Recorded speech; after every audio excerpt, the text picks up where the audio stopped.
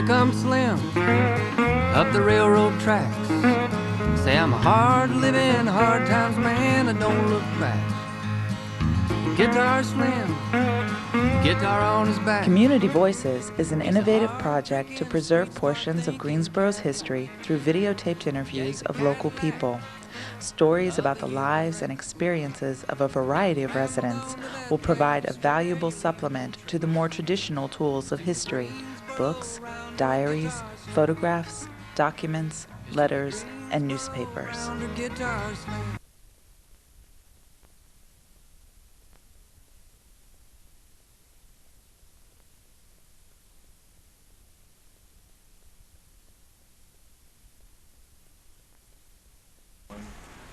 Mr.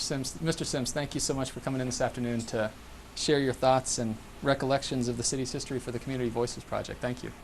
I thought I'd start today with a question that is my usual opener, and just have you sketch in summary fashion your upbringing in Asheville and what brought you years later to Greensboro. Well, I grew up in Asheville. Went to high school there, elementary school, junior high school at that time, and North Carolina A&T State University brought me here. I graduated from high school and came straight to college here, rode the bus in, came down I-40, what part of I-40 was there, and came to A&T and started at A&T as a freshman. Yeah. Tell me about A&T at the time. What you remember as sort of a new person arriving on the campus? I remember A&T pretty much as coming away from a situation that occurred before then where there was some disturbance on there. When I got here, it was all over. Didn't know anything about it, participated in it at all, but the history was there, a little bit of it, but people didn't say a lot. We were freshmen. We were anxious to be here. We were from a small town to a large town, getting you just to know where your dorm was, getting to know how to get across campus. So, quite frankly, at 17 years old, being in college, your first time being anywhere without your parents or without adult supervision for any period of time. So it was kind of learning to know yourself more so than anything else there. And we heard about it. We understood there's something that occurred, but we didn't know very much about it at that particular time. But as we got involved in our school situation and more people you got to know, they told you a little bit more about the disturbance that occurred there. You could see some remnants of it, and that's just when they brought the National Guard in, and really there was a confrontation between the students and the National Guard. We heard about it, but we just didn't sense it as freshmen, having a clear understanding what it transpired in the 70s when we got here. Mm-hmm. What were some of your early impressions of the city of Greensboro?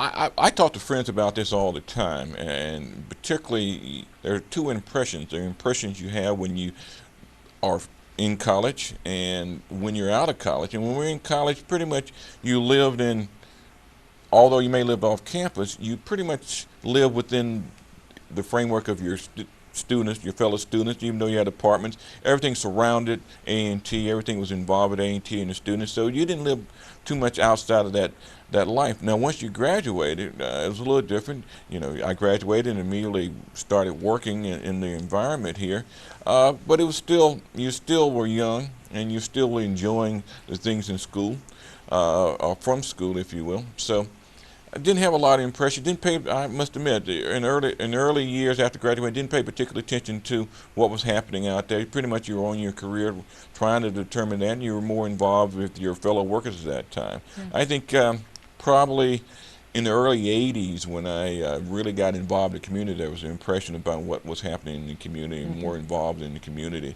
as a whole. Yeah, we'll certainly explore that in considerable detail. Let me ask you a few more questions about your college years. Can you paint a general picture of the rhythm, the pace, the character of life as a college student at A&T early 70s? It was fantastic. Again, you look back and you can't help but say, my goodness, I'm glad I went to school in the 70s as opposed to now. The challenges that the students have now, it wasn't there at all. We pretty much, we enjoyed ourselves. We moved around off and on campus pretty freely. We weren't restricted by anything. It was quite a an institution at that particular time. We had good instructors, had good camaraderie. Our athletics program was in great shape, so we just had fun. It was a fun time for 4 years. Had a great time, and the academics just happened to be there as a part of it. Did you have much of a sense of what was going on over at Bennett? No, not really. We understood that Bennett was all-girls school, and we went over there occasionally from time to time, but most of the time I personally spent most of my time on campus or with my friends around there. Bennett was there, and we knew it was an institution, and we knew it was academically strong, and realized that, and we had relationships with as in partying, football games or so forth with them, but understanding what the academic side of it, outside of knowing it was a strong school, didn't know much about the administration and what was happening there at all. Looking back, are there any episodes or individuals which kind of stand out in your memories, having been especially important in shaping you as a young person moving through A&T? Probably one or two. One, Dr. Sadler. He was my political science professor, and he challenged me, and I say challenged me in the sense that whatever I brought to him wasn't good enough. He kept saying, "You can do better. You can do better," and he was right. And although he made me reach my potential, and I appreciate it, particularly my writing, particularly my analysis and understanding that. And he challenged me not only in his class, but he started looking after me otherwise, just to see what else was going on, because he kept saying you have the potential, and reach your potential. And it's kind of funny, and I talk to others about this from time to time.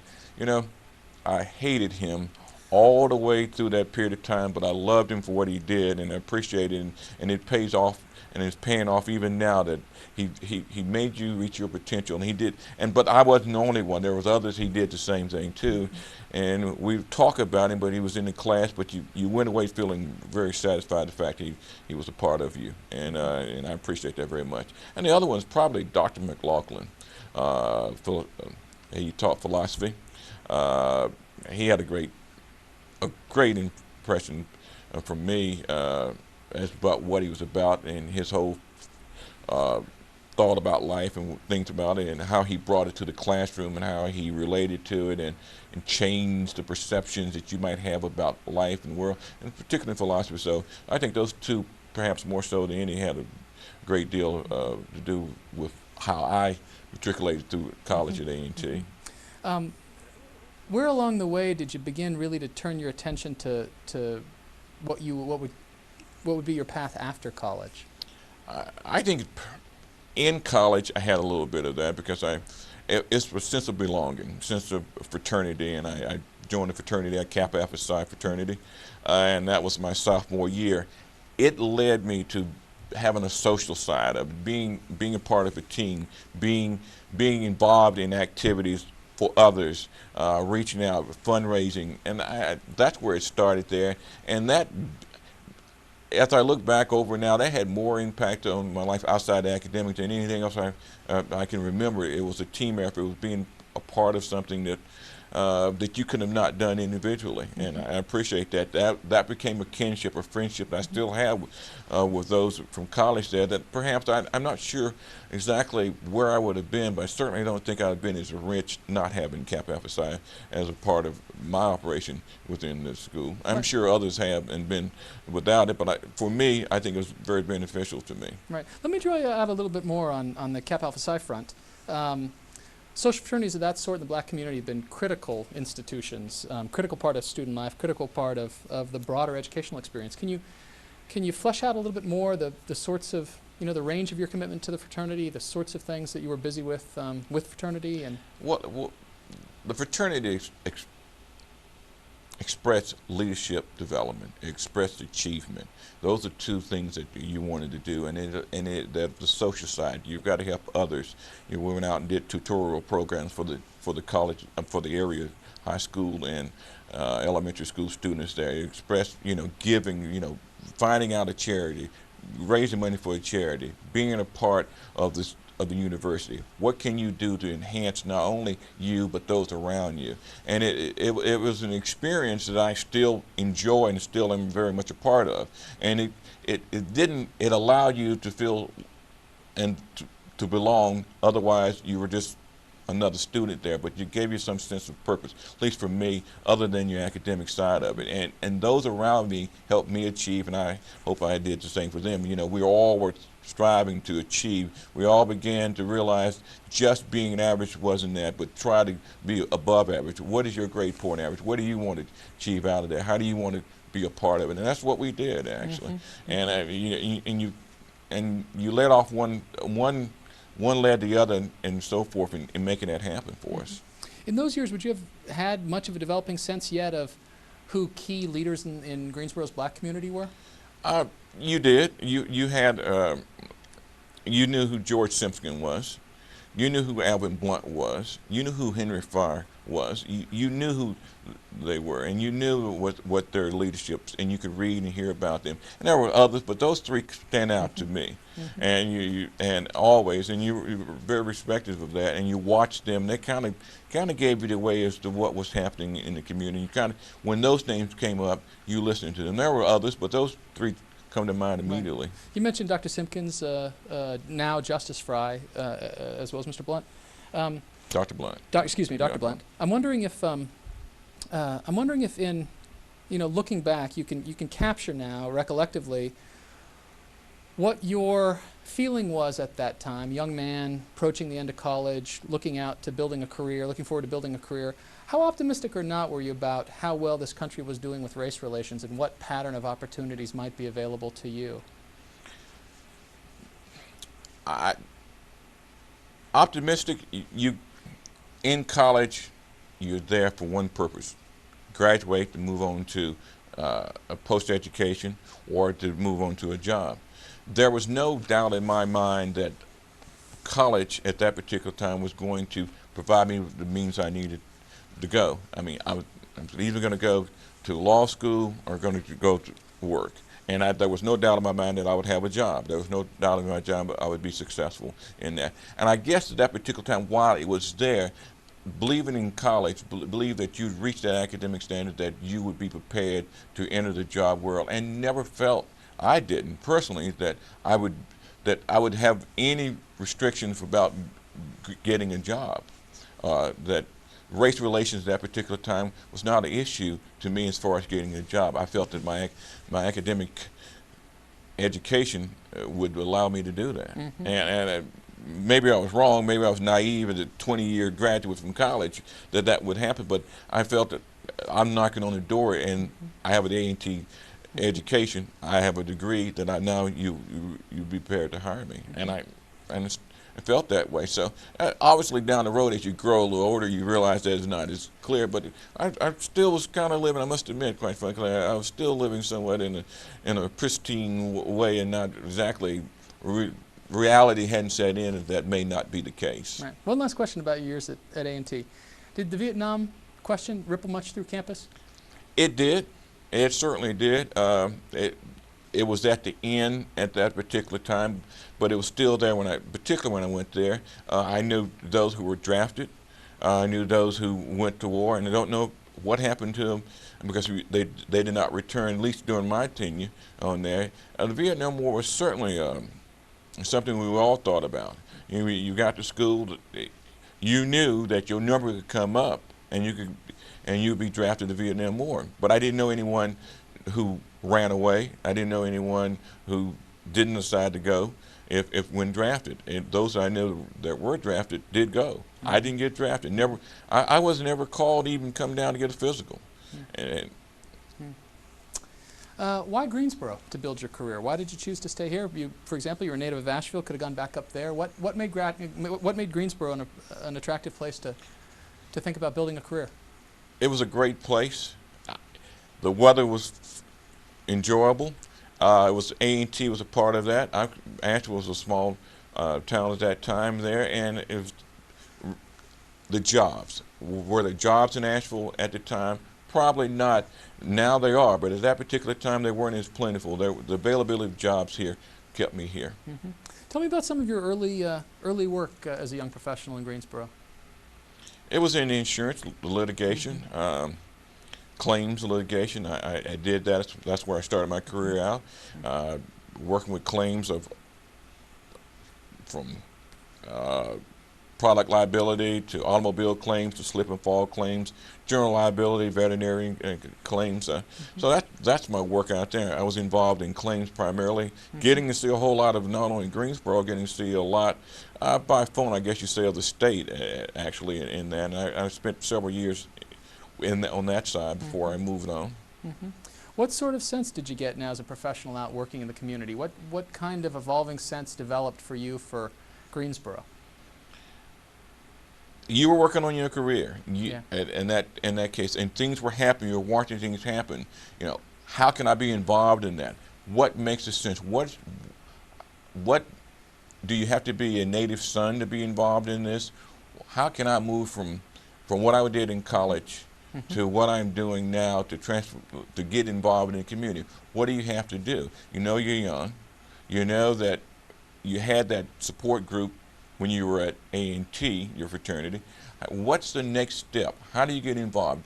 You know, is it an individual thing? You look at that. What can you see a sense? You want a sense of being involved in Greensboro, but what do you do to be a part of that? Because it's still certainly is it within you. You want to do that. I had my fraternity. I had the alumni now. It's still there. So that allowed you to do some of those things. Allowed you to be involved in some activities on there. But how can you stretch that? You know, you can use your alumni base at A&T.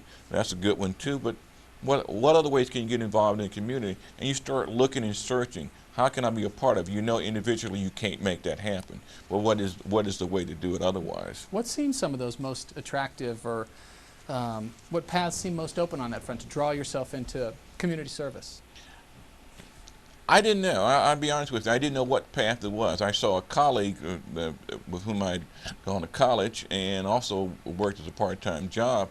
I saw him one day actually walking into a Burger King on Market Street, and I asked him what he was doing, and he said he was there soliciting funds for a project.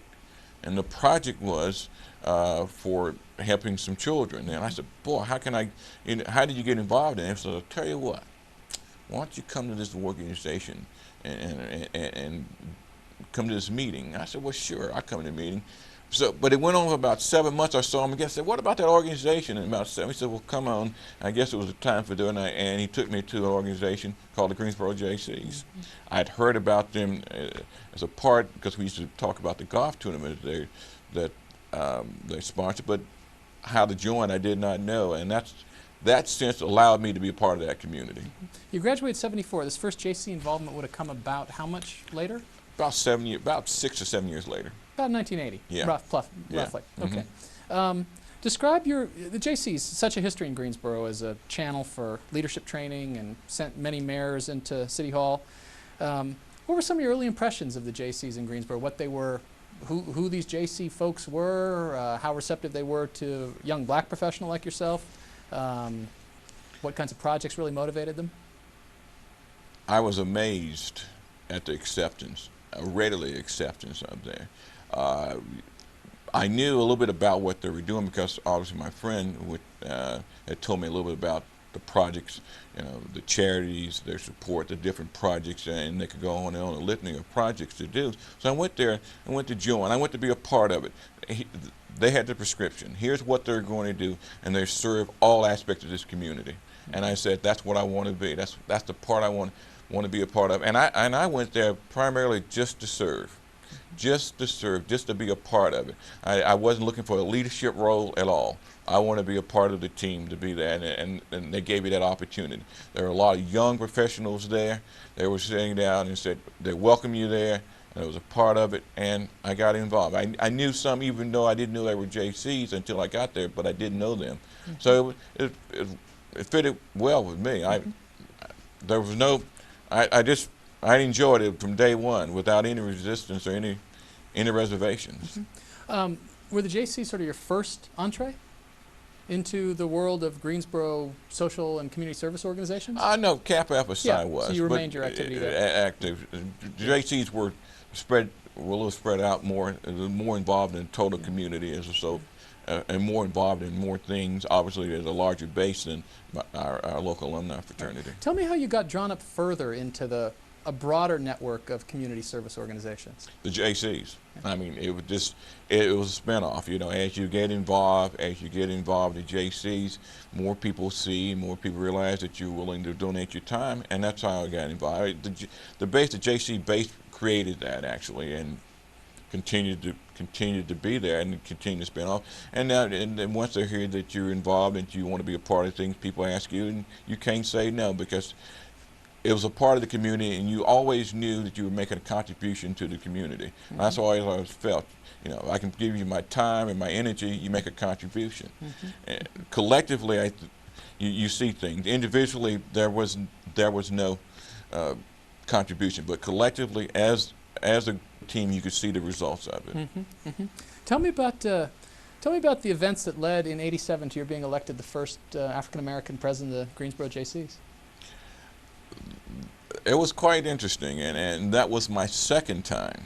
The first year I ran, I lost, or better yet, the person that ran against me won. It was an exciting time that first year. I had a tremendous amount of support. I ran against a great guy who taught me a great deal about JCs that year that he served as president. And that was? Ken Graham. Yep. Following that, I ran again and against an opponent and won. And we started out as a team. While I was the first African American Greensboro JC president. I had been with the JCs a number of years. It was a transition. There was no challenge there in the sense right there. Everybody knew me. I had a lot of support coming in, and we started as a team and we ended as a team. And the greatest experience I've had in any organization at that level, at that particular period of time right there. And you look back, and it's an experience that has led probably to the other opportunities I've had in the community to be able to serve on different organizations, nonprofit organizations. But that was experience. People ask me, was it any different? I cannot tell you any difference because the people I knew I'd worked with for a number of years, and we had a tremendous relationship. And we went out to work. The whole purpose was, how do we serve our community? And that was and how do we serve the total community? And we served the total community. And looking back, we were very successful. And as any president, we were extremely successful. We were very pleased with what happened. Just to confirm, then, it sounds as if you would say you didn't have to spend much of your energy at all as JC president working on the black pioneer part of this position. I think that's always going to be the case. I mean, whether or not it's consciously or not, it was. But the point was, I think somebody says when you ask about that, well, did you have problems? Were doors closed to you because of that? Did you have doors slammed in? Did people react to you differently? From my perspective, absolutely not. I mean, looking back at it, if it were, I just didn't see it in a particular case right there because we started. It wasn't as though you came and no one didn't know that you're going to be president. People voted for you and supported you as a part of that. And it was and we were an extremely large chapter. So I think the pioneer part of it, I mean, that's history, and you certainly are.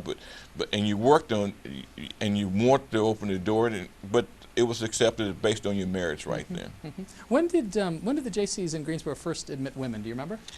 Yeah, I sure do. 1985, okay. I want to say. Okay. It was 85, but there was a special relationship with the at that time JSETs before the law came to pass that came down that they would admit women. So the JCs already had a relationship with, and so while other organizations I think had a tough time with it, the Greensboro JCs did not. It was a transition. It was set up. Bill Brady was the president then. They set up a joint board and brought some from the JSETs board and started serving there, and women have been actively a part of it. But the transition was very smooth, and as you know, the JCs now are a lot of women are involved in JCs now and holding leadership positions. So the transition was there, and it occurred about, I guess, 85, Yeah, if I'm not mistaken. Obviously, as JC president and in the work leading up to that point, you spent a lot of time surveying and thinking hard about the nature of the city and its problems if you're going to try to help move the city forward. What few things, as you think back, what were the key questions in front of you as JC president in terms of where you wanted to have an impact? What problems seemed most pronounced and in need of most attention? I know if there were problems, there were needs of the city. You know, Okay. Children was the need. You know, how can we provide more access to programs for children? You know, children's safety, children's sports, children's recreation. How do you do that? The charities and organizations. How do you work with other charitable organizations out there to bring in women's abuse? I think it's the Women's Abuse Center. How do you get involved in that? How do you get involved in working with the blind workers out there, blind golfers? We did some things with them. So looking back, we had a lot of things we wanted to do. We had three areas. We did community, we had individual, and did management. The JCs, not only did they reach out to the community, they also reached out to leadership development within. How do you make better leaders out of you? How do you move forward with that? So we had three areas, and you know, the challenge was obviously the community involvement in there. And we had a lot of community projects, and we were recognized throughout the state and throughout the country as having some of the leading community projects out there. I think my guess is that you'd probably tell me that relationships, say, between the JCs as an institution and the official city leadership in the mayor's office and so forth, city council, were probably pretty good. It was extremely well. During that period of time, and I say the tenure, not exactly when I was president, but during that period of time, it was the JCs donated money to Bryan Park for the second golf course out there. It was a tremendous contribution. They also donated money to the YMCA campaign, particularly the Hayes Taylor YMCA. At that time, it still is predominant in the African American community. So you had those areas that you found that you were making donations to a tremendous number of organizations and other groups, charitable groups, to make the change and make sure the city continued to grow on that. Did you develop in these years, late 80s, during your tenure, say, for example, much of a sense of the industrial business leadership in Greensboro, textiles, folks at Jefferson Pilot?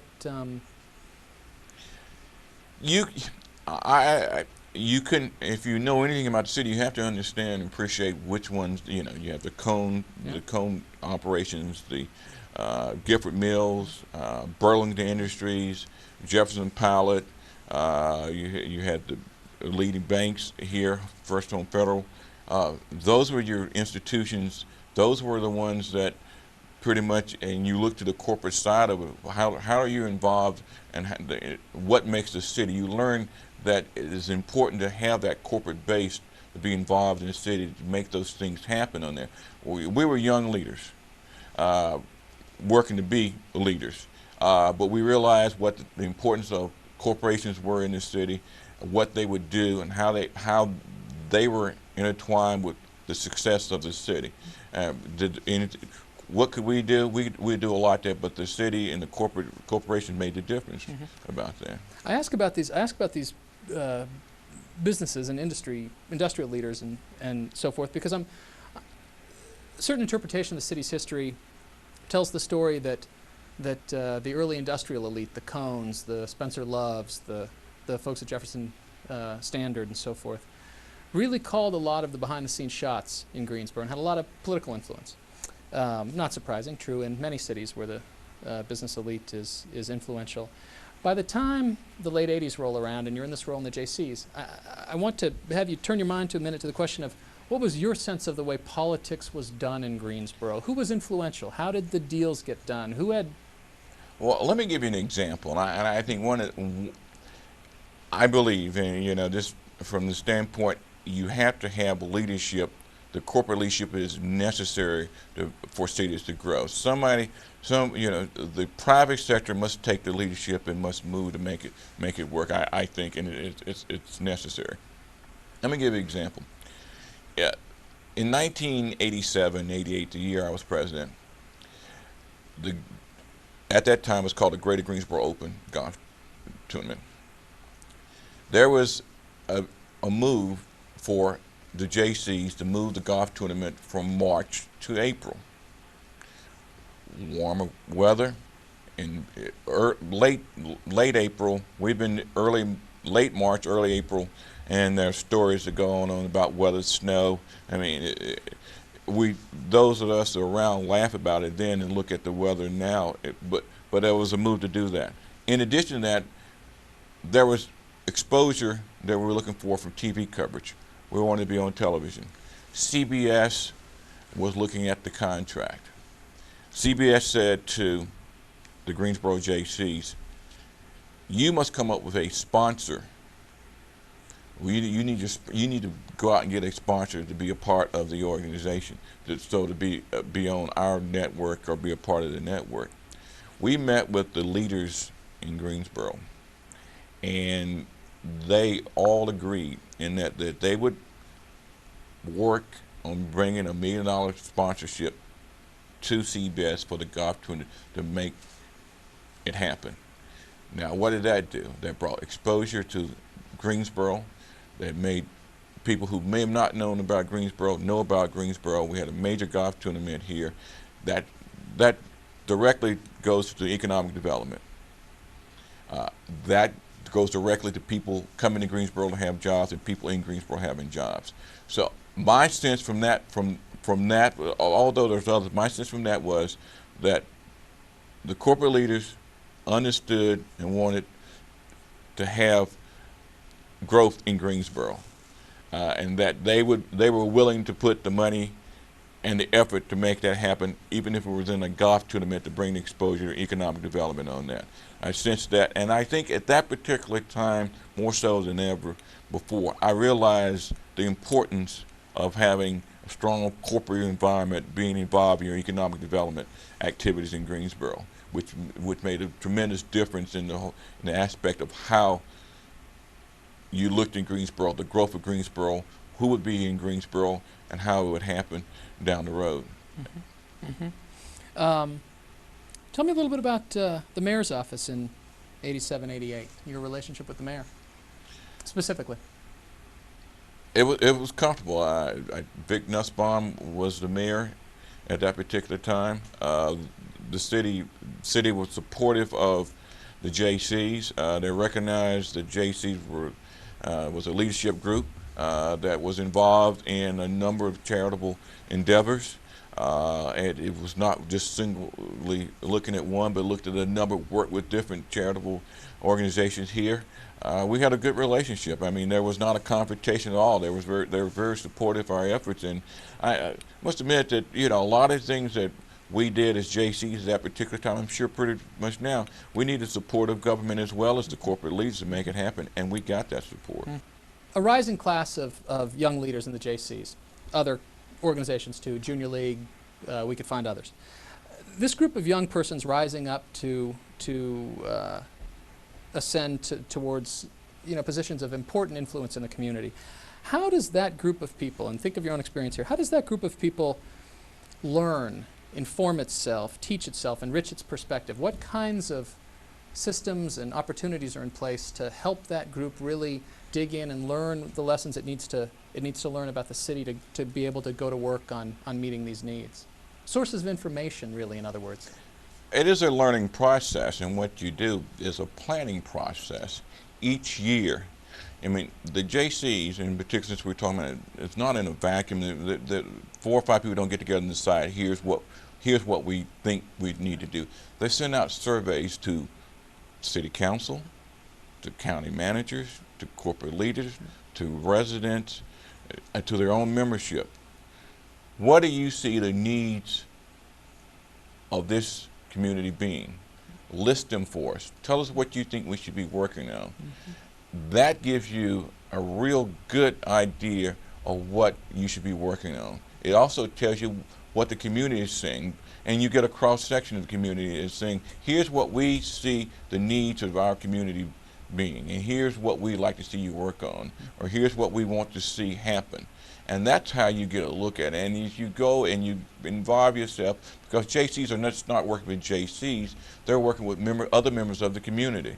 That's where they get their sense of that. We very seldom were involved in projects that were solely JCs, but that we're involved in community projects. You work with some community endeavors. Other entities were out there working with you as well. So you get a sense. They'll tell you when you partner. We did a lot of partnering with other organizations. You find out what the other needs are out there. We're involved, and they still are, but involved in Cancer Society, involved in multiple sclerosis. You get a sense of what else is involved in there. You're involved with the Boy Scouts. You get a sense of what's happening with the community. You find others out there. Right. Yeah. I would say, the amazing part about Greensboro and the history of Greensboro, which I see, and is even growing, I mean, if you look at Greensboro and you look at the volunteerism in Greensboro, it is perhaps one of the highest I know anywhere. It is unbelievable, the volunteerism out there, and that's across the board. I mean, I think of Hayes Taylor YMCA. They raise over $100,000 a sustaining campaign every year to help underprivileged children go to school in scholarships. So I'm saying that's volunteerism, and you should see what happens there. I mean, and they've been doing it for years and years, and the same people come back. They get new people involved, so it's a volunteerism there. So you get to see those aspects of it. Mm-hmm. Tell me about whether or not in these years. One question that will take us to the side for a moment, but I'm interested if this was much of concern at the time. The city's industrial base was shifting in some ways because of the relative decline of textiles through the late 70s, 80s, import pressures, other competitive pressures, the move textile manufacturing abroad. Did that much ripple through the world of your concerns, say as JC president? Did you perceive any anxiety or concern about the city's economic future? Yes, and the major thing is we were at that time looking at an MSA. We want to have our MSA up above $1 million, and that includes. Will you say for the tape what MSA is? Excuse me. Just Metropolitan Statistical Area, I guess. Yes. Yeah. Okay. The greater Greensboro area. Greater Greensboro area. Now that area included Winston-Salem, the Piedmont counties, Forsyth, Montgomery, Stokes. It was a large area, 11-county area. But the major key to make that different was Burlington, North Carolina. Burlington had their own MSA too, but we needed Burlington to be in an MSA to give us over $1 million plus, because in the larger scheme of things, companies looking to come to the area did not look at areas that they would under $1 million. They say look for only $1 million. We needed that to get to attract business there. They came to us and asked us to contact and work with and ask as we could talk with the JCs in Burlington about working with their municipal government to ask them to join the MSA. Mm-hmm. So yes, we're aware of it. It is known as the Junior Chamber of Commerce of the JCs. That's what it came out of. So we were asked to do that, and that was a very important aspect of it. While we were all volunteers, certainly we had our day jobs, we realized the importance that we had in the community, the change that we could make, the effect we could bring on the community, and that was the economic development. So they talked to us about how to be productive, how that we can enhance our organization with the economic development aspect of it, and obviously the golf tournament was one of those. One of the things that came out of the golf tournament, interesting enough, which had some controversy later on, but when Kmart became the sponsor, Kmart chose Greensboro as putting up one of their facilities, and we believe that directly came from the fact of that sponsorship. Who were, in your view at the time, late 80s? And there's always risk that you'll forget somebody you think you should mention later, but who would you who would you point to in late 80s, people who were especially influential in this city? I think I'm thinking folks too might be a little bit behind the scenes as well, not just the folks in the public roles. as I recall, and again, as I said, I think George Simpkins, Yep. I think Henry Fryer, Yep. Justice Fryer now, Dr. Blunt, were certainly instrumental in that. I think you had Mike Weaver. I think you had Jim Melvin. I think you had the Corporation of Jefferson Pilot as a part of influential, as a part of some key ones. Obviously, there are others right there, and you go on and on and on. But those come to mind as being very instrumental and very concerned about what happened in our community as a whole, and that they were looking at how to make this happen, how to continue the growth in Greensboro. Mm-hmm. You went to work, I guess, around the time you were finishing up your tenure as JC president with the Weaver Companies. I did. Can you tell that story? What you were involved with there? I was involved. And also maybe about Mike Weaver as well. It's an interesting story. A tremendous experience I had, and Mike Weaver and I got to know each other prior to my coming there. And as a matter of fact, he and I worked. He was our honorary chairman during one of the years while I was on the board of JC's. So that's how I got to know him. But my experience was a tremendous experience. It changed the direction in which my career went. You know, I went from litigation and insurance to development, and I came in on this marketing construction services. Then later on, I got an opportunity to manage their commercial portfolio and got involved in the development aspect of residential development as well as golf course development. So I got across the board there, provided me with a tremendous amount of experience and. On that, working with Mike Weaver was a tremendous learning process. A very brilliant man who would share knowledge with you, and in a sense to where you were able to understand it and take it and be able to apply it to your journal work. So that's my experience there, and there were a lot of other people. Dick Grubar, particularly with whom I worked very closely, enjoyed working with him, and Dick was a tremendous helping with me and changing the transition. Right. Let me ask about, looking forward to, in a moment, I'll ask about your vision, say, that motivates East Market Street Development Corp. Did Weaver have a vision of what he wanted this city to look like, how he wanted to help construct that city? He had a vision, but we didn't discuss his vision entirely. I pretty like to I'd probably let him tell you his vision, because it was probably I probably could not do it justice. Tell me about how you came to a point where you wanted to devote your energies, say, to taking a look at East Market Street and trying to make a significant difference there. I got involved with East Market Street as a volunteer in 1995 when the city of Greensboro, through Sue Swartz, a planner there, had written a grant to the American Planning Association asking if they would give Greensboro the first grant, a pilot, to look at a blighted area. After that, the Mayor Allen appointed me, along with several others, to be the steering committee that worked with Sue Swartz in addressing the area which was designated as East Market Street, starting Church Street, extending all the way to Highway 70. So we worked on the steering committee on how to plan for the American Planning Association. 7 renowned planners were coming in across the country to look at East Market Street. What can be done? What to do to change this area? Why in the world has an area that has 10,000 students and faculty went down? Why is it blight? Why the area is closing down? Let's look at it. Let's find out what happened. So we got involved in that steering committee, trying to find out exactly what do we need to do to get the best from this group. Who needs to be interviewed?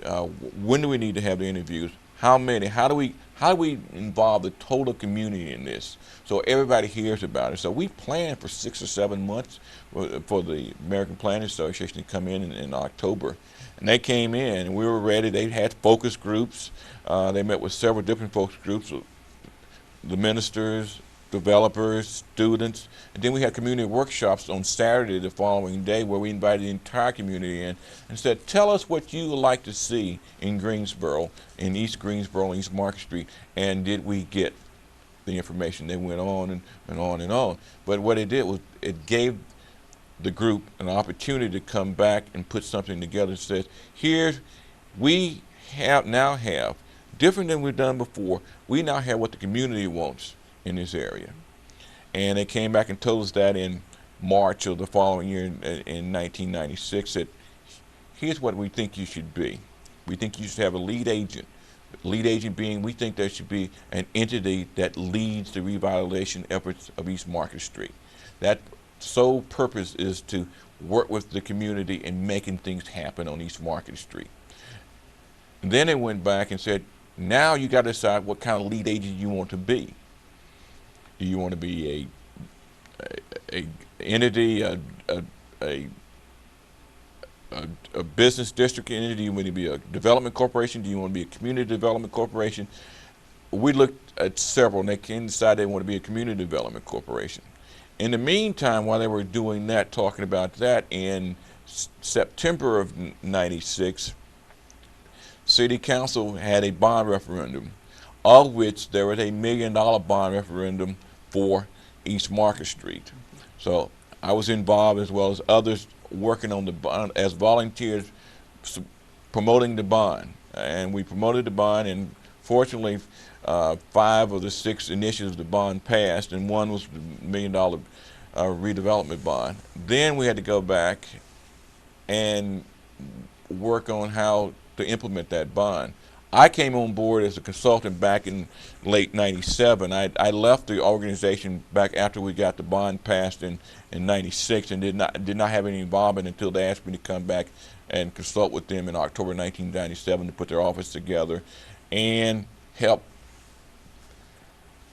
initiate a redevelopment plan, which is required by law to use a $1 million bond. So Sue Swartz, again, the planner, and myself were the kind of staff that working with the volunteers putting that together. And that's how we got there. But the history is behind that is that what most people don't realize, Greensboro is one of the first communities to ever be in a redevelopment initiative.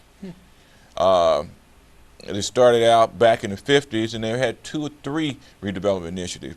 The difference between this redevelopment initiative and the initiatives past is that the community wasn't involved in it as they were this time. Basically, redevelopment came out, wiped out businesses, took them out, and there was no replacement, and put streets in there. So, and never discussed with those businesses or how to replace those businesses or put them in place else. This time, you were talking about some of the urban renewal, let's say, of the 60s. The 60s, yeah. 50s, and 60s. 50s and 60s, right. Absolutely. Right. So now we changed it. We went about it. We knew, and based on our leadership from Sue Swartz, we knew that we could, the redevelopment initiatives of the 50s and 60s could not be the same now in the 90s. We had to involve the community. We had to ask the community, what do you want? And we have to continue to ask, what do you want? Because it changes. But the community tells us they need services. You know, we want stores, we want movie theaters, we want restaurants, we want laundries, we want offices there. We want to have the things that we see in other cities happening. So that's right.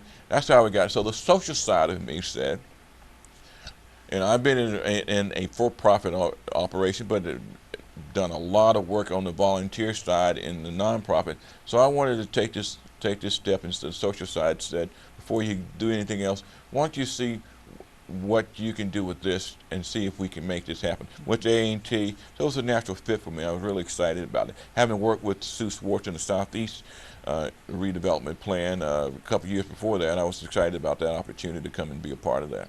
Tell me a little bit more about Sue Swartz, just as before I ask you a few more questions about the Development Corp. Sue Swartz is a planner, incredibly talented planner. In Greensboro, has been in I've been several years, about 10 years, been a part of the planning operation in Greensboro. Pretty much led the effort, using her talents as a planner. We were able to do a lot of things, get a redevelopment plan passed with the community's involvement on that. Been able to look at narrowing the street with her leadership, working with the city, other city government officials to make that happen. So we've been very fortunate to have a planner of Sue's caliber on board with us as a nonprofit, kind of guiding us through, particularly through the governmental side of this, which is very important to have. Mm-hmm. Before we turn back to the specifics of the Development Corp, thinking about Sue Swartz, and I'm thinking too, say, of the the mayor's visions effort and the forecast 2015 Yep. effort. Fair to say or not that, and does it rest, some of the credit rest with Sue Schwartz or not, that a lot of the leadership today in Greensboro is trying to reconceptualize what the city should look like, how it should be structured. Maybe some of the earlier development models that have been pursued haven't worked out that well, and a more holistic, systematic, I don't know what term you'd use, Yeah. approaches. I think one of the important things, in addition to Sue and in addition to Mary, is Councilman Claudette Burrows-White. If I had to say anything, Claudette Burrows-White really led the effort from, this is her district, being involved continuously, making this happen. Really from as a council person, having that vision, passing it on. As I said, Sue Schwartz was I guess you say, the planner, the technician, putting the technical side together, understanding the operation, and certainly having a vision. But Claudette Burrows-White, the councilwoman for the area, made it happen. I mean, she was there. She's been there. I mean, she sees and she hears. She hears from the community more so than anybody else. She gets calls that nobody else gets about that. So having her on board with us and being involved in it help with the vision. Understand that she could articulate the vision from her constituency that no one else could, because they talked to her more than anyone else. Even they talked to us, they talked to her. She is the person they voted for. She is the elected official representing the area. So the vision is there, and a lot of it has to be with hers and her bringing it to us and being a part of it. And has been, fortunately, she has always been there with us. She's step by step, being there, saying, you better look at this, you better look at this. Having her on board helped shape the whole aspect of it. Mm-hmm. So that made a tremendous difference with us. I think that's what I said. I know 2015 has been there, and I think this is within that. But we were able to involve those stakeholders in the community in this plan, which falls right in 2015. Understand that. But we have the stakeholders saying, here's what we're looking for. Here's what we want to see. Now get it done as quickly as you possibly can. And so, but it takes time. I mean, I give an example. When you plant grass, it doesn't grow overnight and stay for any period of time. It takes it for a while to grow, to make it happen. Because what we're trying to do, it's not a Band-Aid type situation. What we're trying to do is make sure it's there, that there's not a repeat of the 50s or the 60s or the 70s blight. Because we've got to make sure things happen so there's no more blight, that we continue to grow, and that we continue to have things that becomes a vibrant part of the community, that it doesn't change, that it doesn't just happen quickly and all of a sudden it goes away in 10 years and you're back to the same place. We can't afford to let that happen in any parts of our community on that side. So the vision, there may have been a vision of one in the past, now is a vision of all, which makes a big difference.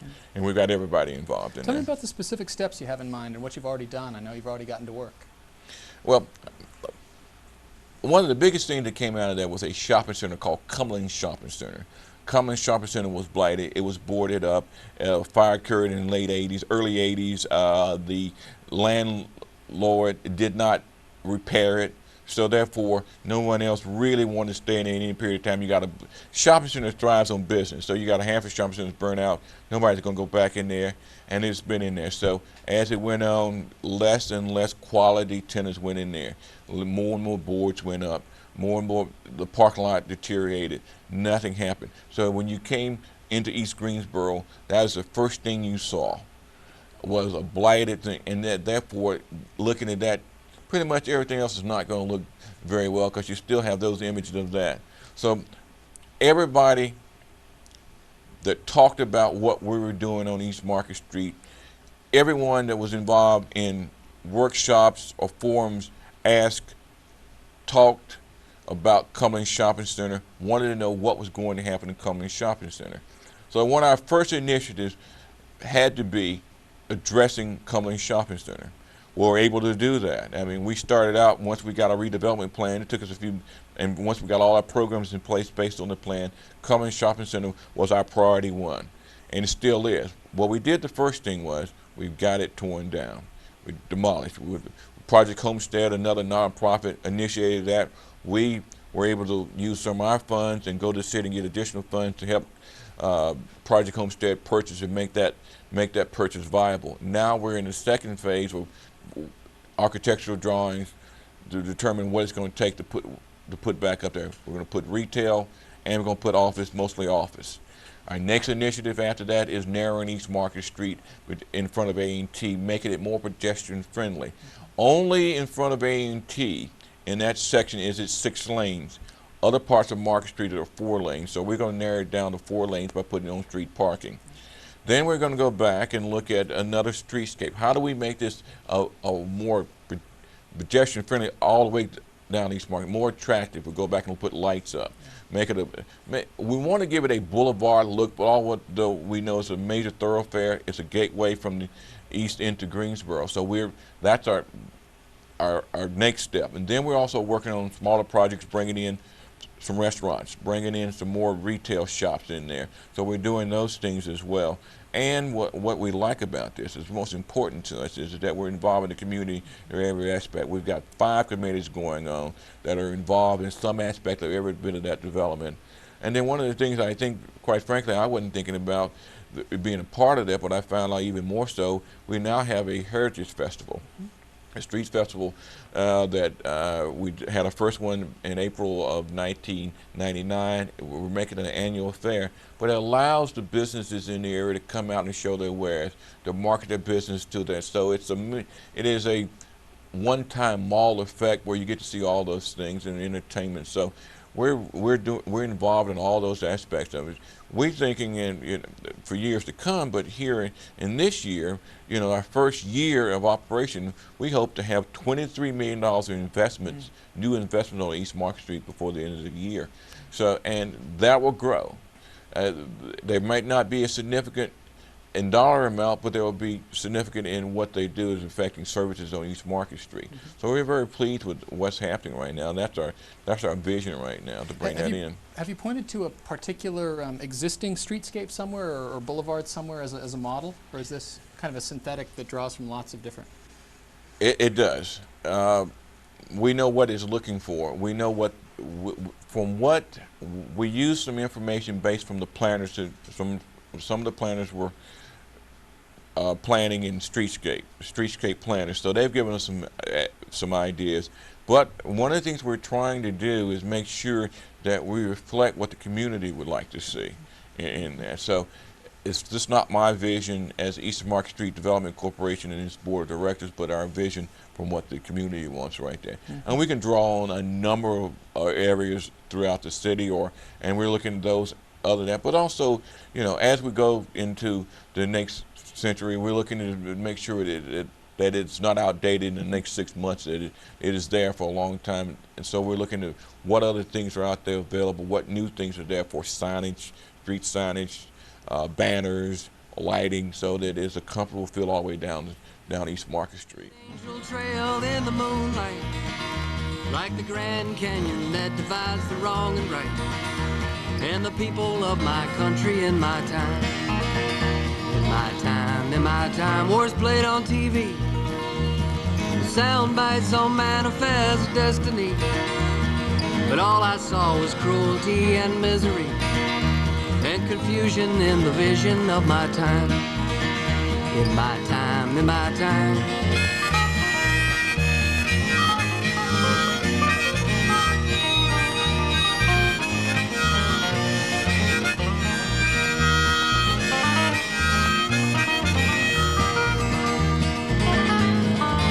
Saw 7 horses gallop across the stars in a dream last night. 2 were black and 2 were red and 2 were white. And one was of a different color still.